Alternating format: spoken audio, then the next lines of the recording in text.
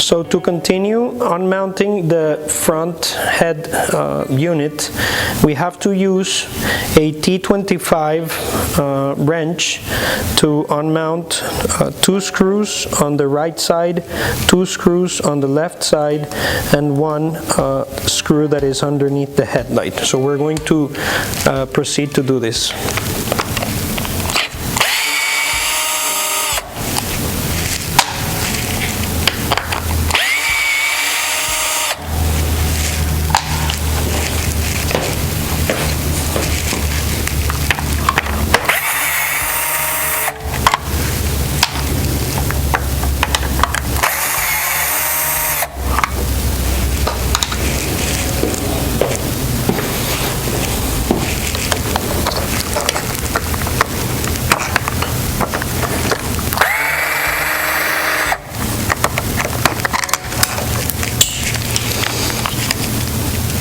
Now you have to change your head to a 4mm Allen wrench and unscrew these 2 bolts.